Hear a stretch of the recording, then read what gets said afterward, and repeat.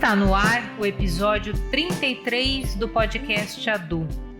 Esta edição foi gravada no dia 24 de março de 2023. No episódio de hoje, vamos conversar sobre reforma do ensino médio. Criado por medida provisória durante o governo Temer, o chamado Novo Ensino Médio já nasce controverso, pois em nenhum momento envolveu os principais interessados, estudantes e educadores. E agora o movimento estudantil e a categoria docente pedem sua total revogação. No último dia 15 de março, foi realizado em todo o Brasil o Dia Nacional de Mobilização pela Revogação do Novo Ensino Médio, convocado pelas entidades do movimento estudantil e sindical da educação. Nas ruas, estudantes e educadores pediram a total revogação desse projeto, na busca de reverter os retrocessos impostos à educação de jovens brasileiros e brasileiras. A implantação da política de ensino médio começou a ser realizada nas escolas brasileiras em 2022 e segue etapas que deverão ser implementadas até 2024. No começo desse mês de março, em nota oficial, o MEC reconheceu que houve falta de diálogo no processo que levou à promulgação da lei do, vamos dizer bem, entre aspas, novo ensino médio e anunciou a criação de um grupo de trabalho para reunir todos os setores educacionais interessados em discutir o andamento do novo ensino médio. Eu sou Cristina Segato. E eu sou Paulo Samartim. E hoje vamos entrevistar a professora Dirce Zan sobre o tema. A professora Dirce é docente da Faculdade de Educação da Unicamp e pesquisadora do Grupo de Pesquisa em Políticas Públicas, Educação e Sociedade da FEA. Professora Dirce, seja bem-vinda aqui no podcast ADU.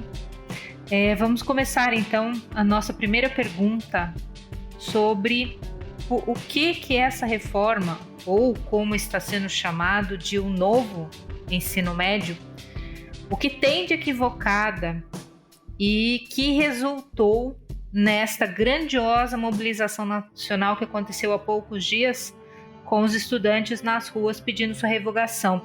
E quais são seus principais problemas? Que tipo de consequência a longo prazo podemos pensar com essa nova política educacional? Bom, muito obrigada. É um prazer estar aqui, podendo conversar com vocês sobre esse tema. Agradeço o convite. É difícil tentar sintetizar o que é essa reforma do ensino médio, mas eu vou buscar aqui trazer alguns aspectos que para mim são os mais que ressaltam aos olhos, né? Uma das questões fundamentais é que essa reforma ela modifica ou ela altera de um certo modo a concepção de ensino médio. Se a gente pega no texto constitucional de 1988, o ensino médio está ali previsto como a última etapa da educação básica, tendo como finalidade o aprofundamento dos conhecimentos, dos conteúdos do ensino fundamental. Essa reforma, né, ou esse que está sendo chamado novo ensino médio, ele de um certo modo altera essa decisão, né, essa regulamentação constitucional, na medida em que cria possibilidades de formatos variados para esse ensino médio, né? Em especial aqui, o que a gente está chamando a atenção, que é essa questão dos itinerários formativos, né? Então, na medida em que você tem os alunos que podem escolher itinerários, áreas do conhecimento, do campo do conhecimento, nos quais eles poderão se aprofundar, né? E isso acho que é algo para a gente problematizar ao longo da nossa conversa, porque isso é o que está posto em termos da lei, mas o que a gente percebe na prática é que não há aprofundamento algum, né?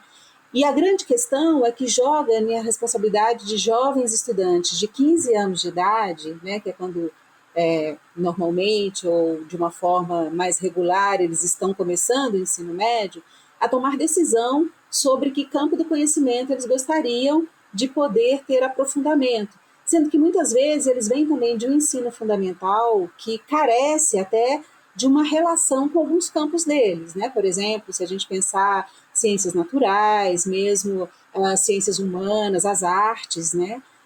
Infelizmente, na grande parte da rede pública, os alunos têm um acesso limitado a essas áreas do conhecimento, né? Então, como que ali ao ensino médio eles vão tomar essas decisões?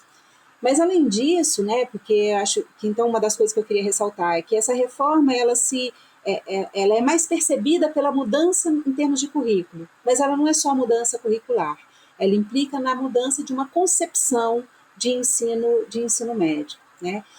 Um outro aspecto que eu chamaria a atenção dessa reforma é uma ênfase muito grande na formação profissional e tecnológica, né? Isso a gente viveu lá nos anos 70, na LDB de 71, ela tentou tornar o antigo segundo grau, que hoje nós chamamos de ensino médio, compulsoriamente numa formação profissional, como se isso fosse resolver o problema de inserção de uma geração de jovens ali dos anos 70 no mercado de trabalho, né? E foi mal sucedido, tanto que logo depois, uma década depois, se revoga esse texto da LDB e se volta a ter o segundo grau com formação profissional, mas também o segundo grau de formação mais ampla e geral, né?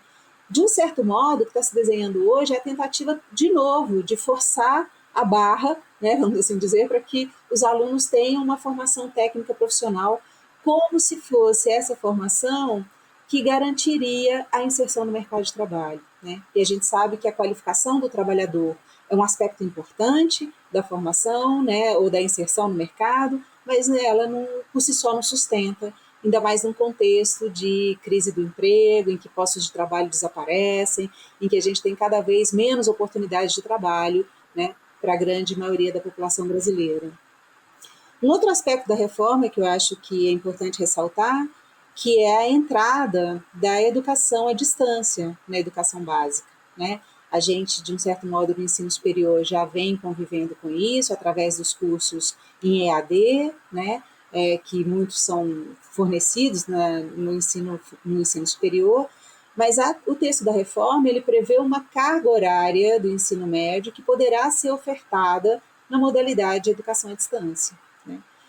E com a pandemia, né, porque o texto da reforma é de 2017, quer dizer, e pouco depois a gente entrou, né, nesse contexto da pandemia de Covid, esse apelo, né, por ampliação da jornada de estudo dos alunos, ampliação da carga horária através da modalidade em educação à distância, vem crescendo na rede pública, né?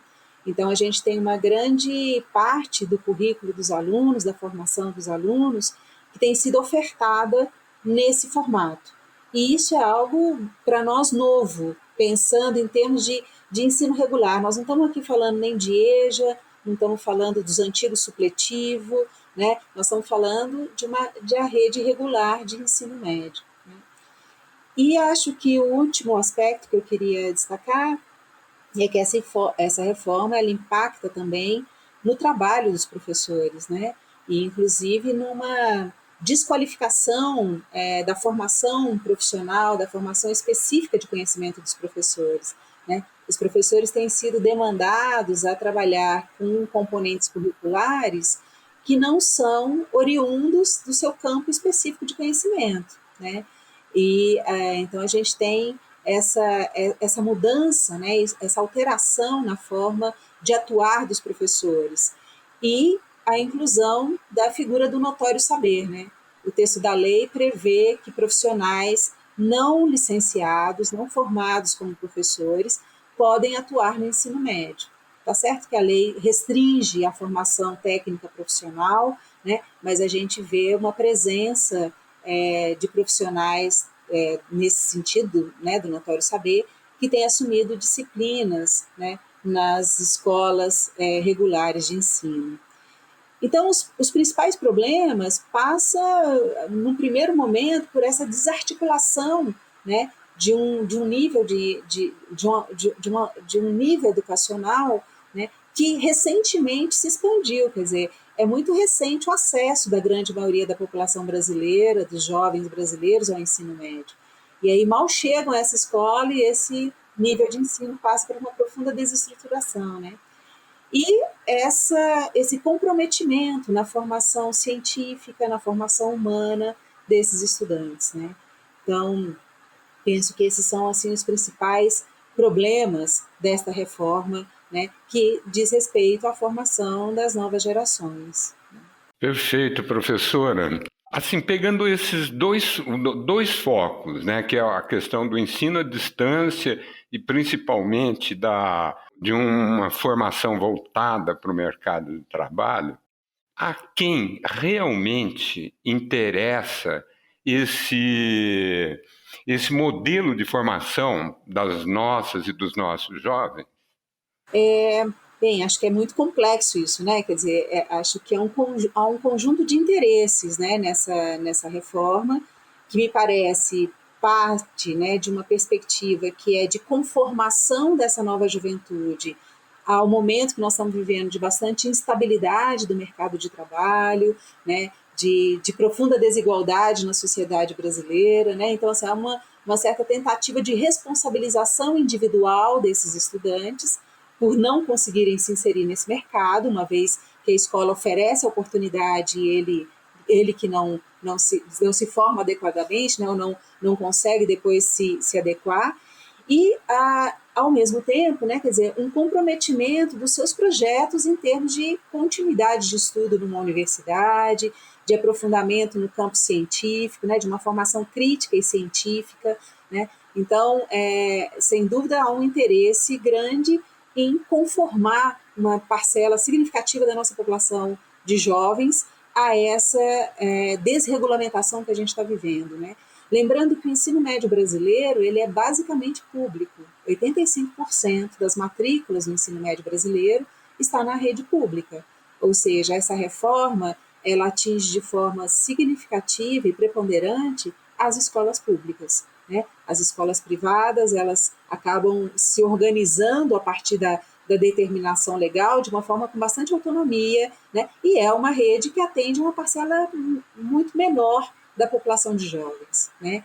Então, os interesses, me parece, né, o que os estudos vêm apontando, estão relacionados àqueles que defendem a uma precarização, ao empobrecimento da formação dessa massa de jovens que poderão ser utilizados, né, no mercado de trabalho ou não, se conformarão por estarem excluídos, porque, afinal de contas, a responsabilidade foi deles, né, na formação em que eles tiveram, né.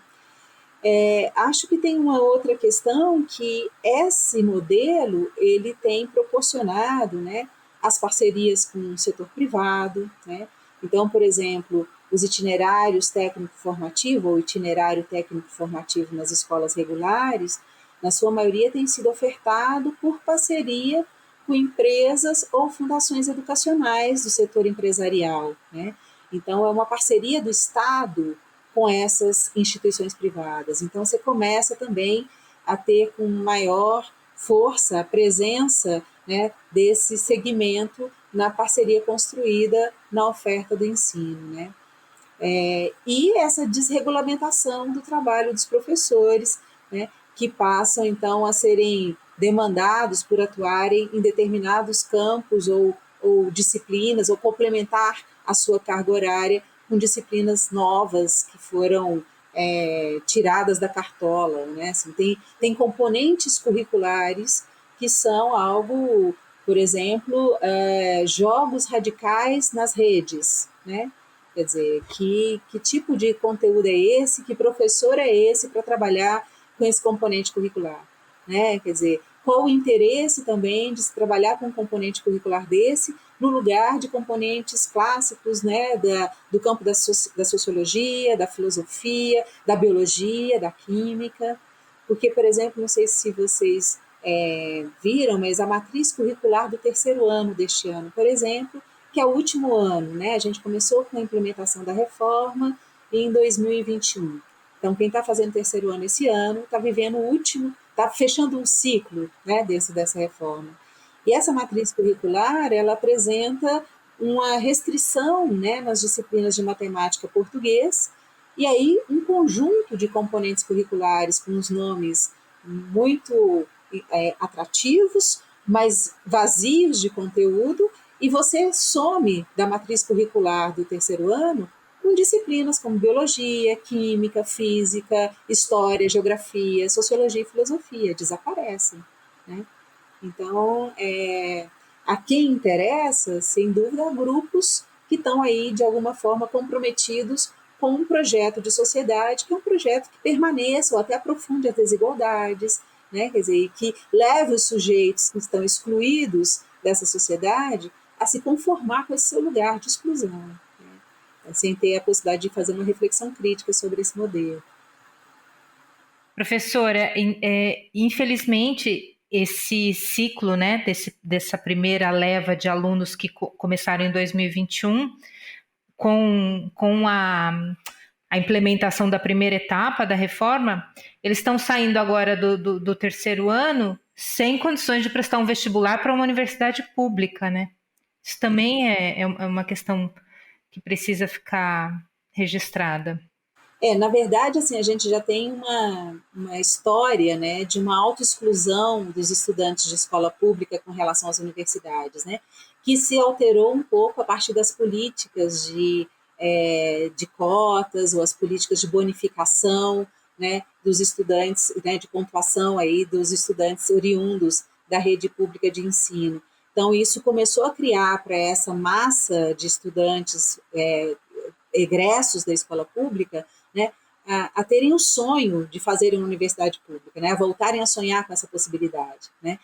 Esse novo formato, ele cria novos obstáculos para essa geração, né, e que se agravaram, inclusive, também com a própria questão da pandemia, né. Muitos dos alunos se sentem prejudicados, que perderam, né, possibilidade de aprendizagem durante os anos de isolamento social, e eles acabam achando que não têm condições de almejar, né, em função do que perderam na pandemia, esse ensino médio dessa forma como ele está sendo ofertado, eles vão se excluindo de vislumbrar a entrada na universidade pública, né? Então, sem dúvida, é um prejuízo enorme. A gente já teve, por exemplo, no último Enem, uma redução muito grande na inscrição no Enem, né? Nos vestibulares, a gente vem acompanhando também uma queda na inscrição para o vestibular, né, na procura pelas universidades, o que vai sinalizando para a gente que a gente está tendo uma juventude que está vivendo esse desalento com relação à escola que é ofertada a eles, né? Então, eles sequer se sentem em condições de competir e de pensar, né, no ingresso numa universidade pública, numa universidade conceituada. Professora, o MEC só agora, recentemente, abriu uma consulta pública para ouvir os principais atores envolvidos nessa reforma, né, que são os docentes, estudantes e os gestores escolares. A proposta é que isso seja feito através de audiências públicas, oficinas de trabalho, seminários e pesquisas nacionais sobre a experiência da implementação dessa nova, entre aspas, reforma, né? Por que esse diálogo não aconteceu na época da implantação da reforma?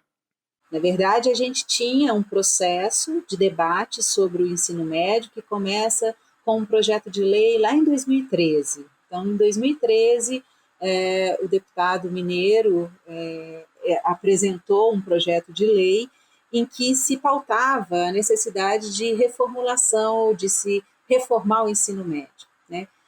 E, a partir desse projeto de lei, quer dizer, houve uma grande mobilização de pesquisadores, das universidades, das entidades educacionais, das entidades estudantis, né, no debate sobre esse projeto de lei. Audiências públicas aconteceram, né, e vinha-se formulando uma proposta de mudança para o ensino médio. Bem, esse movimento ele foi atravessado, né, ele foi atropelado, né, pelo processo político nacional que a gente vivia logo na sequência, e aí depois, com o golpe de 2016, né, quer dizer, você chega e a gente passa a ter, então, o presidente que assume o poder, o Michel Temer, que lança a mão de uma estratégia que é a medida provisória, né?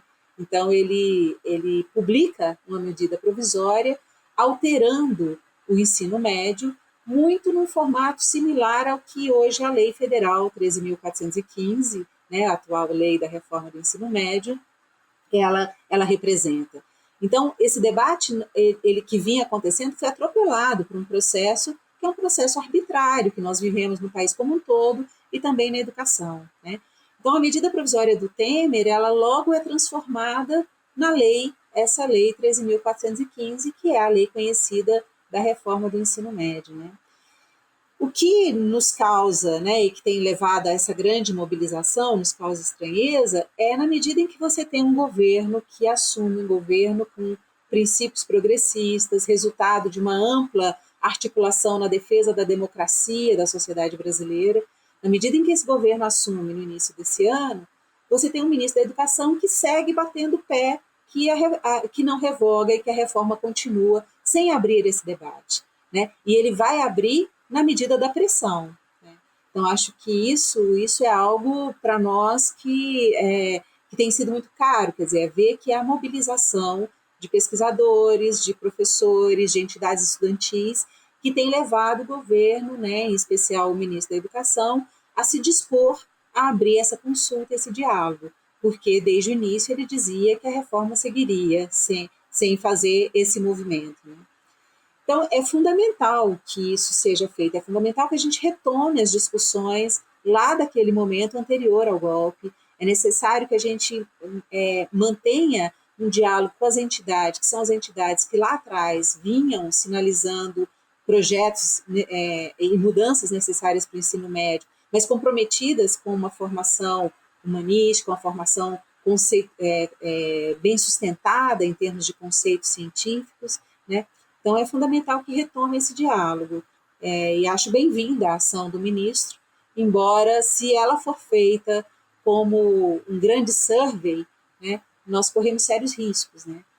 Acho que uma das coisas que a gente vê de como a população em geral, e mesmo os estudantes nas escolas, eles têm pouca compreensão de tudo que está em jogo, né? Tanto que também é neste ano que a gente consegue ter uma mobilização maior, porque talvez seja neste ano que os alunos do terceiro ano estão tendo a dimensão do que significa essa reforma, né? Que é a concretização do projeto agora no terceiro ano. Nós testemunhamos uma grande mobilização no último dia 15 de março, quando as entidades ligadas à educação, os DCEs, o movimento estudantil, foram para as ruas, os professores, docentes, pedir a revogação, né? Dia Nacional de Mobilização pela Revogação do Ensino Médio. Aconteceu no dia 15 de março. Diante disso, quais são os caminhos para a revogação? Só a pressão popular basta?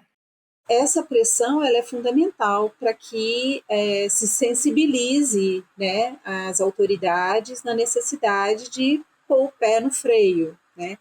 Mas uma das ações que tem sido indicada é a necessidade de se suspender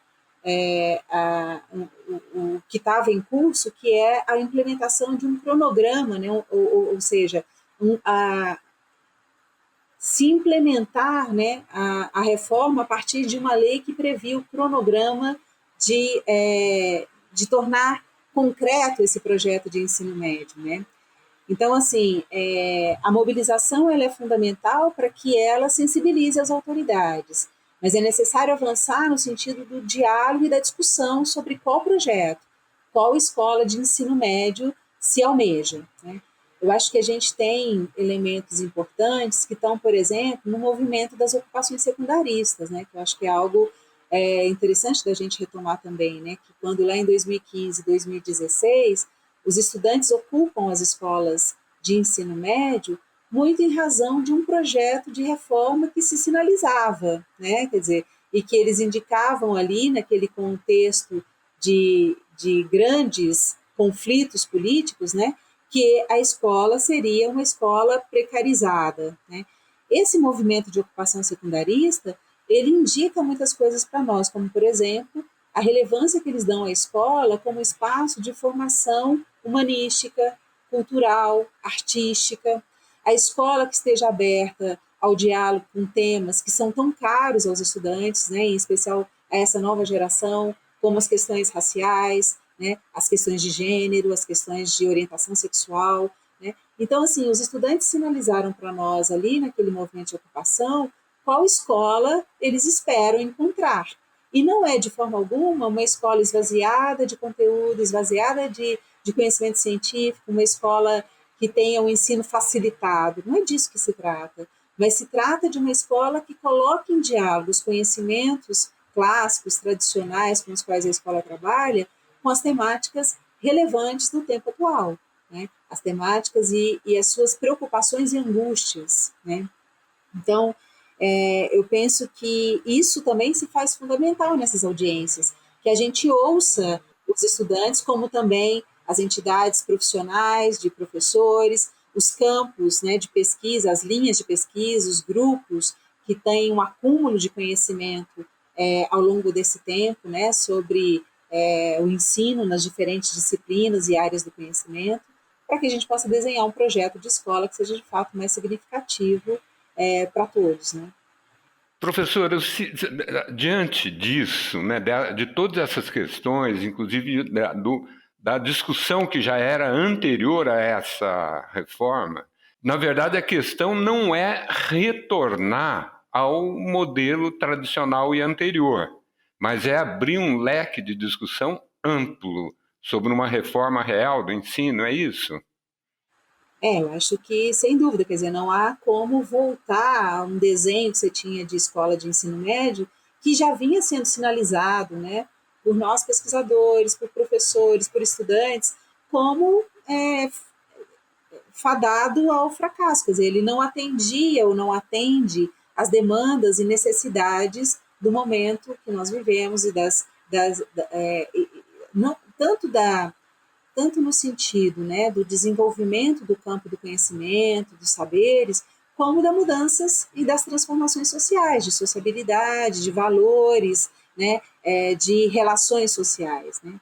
Então, não se trata de retornar ao ensino médio anterior a esse, né? Mas se trata de avançar, e daí de esse avanço se dar numa forma de debate, de uma forma democrática, de uma forma em diálogo com os sujeitos que estão diretamente inseridos e envolvidos nessa escola, né? Não é uma questão individual de escolher que campo do conhecimento você gostaria de saber mais, né? Até porque não é assim que funciona, ou seja possível funcionar um sistema educacional, né? É inviável imaginar que um sistema educacional ele possa atender a demandas individualizadas dos estudantes, mas em colocar em diálogo conhecimentos clássicos do campo científico com as grandes questões do nosso tempo, né? Por exemplo, as questões climáticas, as questões de transformações na vida social, né? A nova literatura que surge, ou que nós vamos descobrindo, as outras formas e linguagens artísticas que estão muito presentes nessas novas gerações, né? Colocar tudo isso em diálogo com conhecimentos clássicos que também estão dentro da escola, né? Então, me parece que se trata, sem dúvida, não de um retorno, mas de como a gente pode avançar e transformar essa escola, mas sem abrir mão de princípios básicos, como o direito ao conhecimento, o direito e acesso à ciência, né, o direito às artes, à formação, que é aquela que a escola, tradicionalmente ou classicamente, né, deveria oferecer, né? O direito ao conhecimento histórico, né? Então, acho que esse é o grande ponto, né? Não se trata de retornar a algo que existia, mas avançar num diálogo construído com os sujeitos diretamente envolvidos, né? Professora, disse, esses dias, recentemente, na última terça, dia 21 de março, a Unicamp publicou na imprensa que a Comissão Permanente para os Vestibulares anunciou que irá introduzir questões específicas de filosofia e sociologia no vestibular de 2024. E anunciou também que os percursos formativos do ensino médio não serão conteúdo exigido na prova, né? Que é aquele currículo que você mencionou, né? Isso também já está mostrando que o caminho desse novo ensino médio não é um caminho para chegar numa universidade pública. Pelo menos a Unicamp está sinalizando uma outra intenção, correto? Sim, acho muito importante essa tomada de decisão da Unicamp.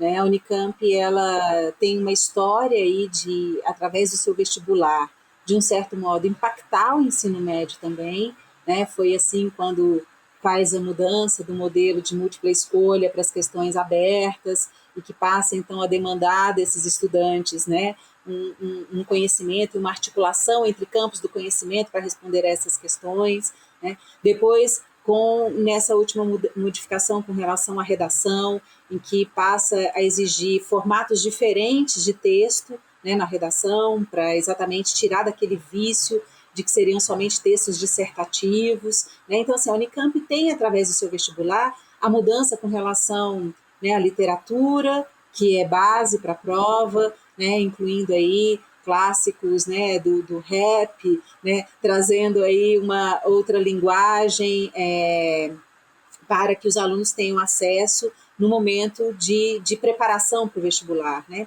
E autores que não faziam parte, né, do cânone, né, da literatura brasileira e que a Unicamp traz como referenciais importantes para que os alunos conheçam. Então, nesse sentido, no momento em que ela vai exigir, né, ou dizer que não abre mão de conhecimentos de sociologia e filosofia nas suas provas, né, de vestibular, ela está dando um sinal importante para o ensino médio, né, dizendo, olha, essa formação nós consideramos que é uma formação importante para qualquer aluno que venha a ser aluno nosso aqui em qualquer curso, né? Então, nesse sentido, ela sinaliza de que essa formação humana, né, essa formação em ciências humanas, uma formação adensada em temáticas atuais, né, uma capacidade do aluno de problematizar criticamente determinados assuntos, determinados temas, continua sendo algo valorizado pela universidade, né? E me parece que, nesse sentido, é muito importante que uma universidade do peso da Unicamp tenha tido uma ação como essa.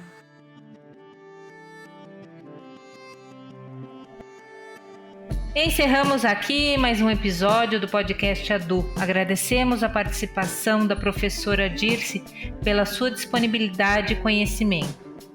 Siga nossas redes sociais, nosso site e fique por dentro dos temas que serão abordados nos próximos episódios do podcast ADU. Até lá!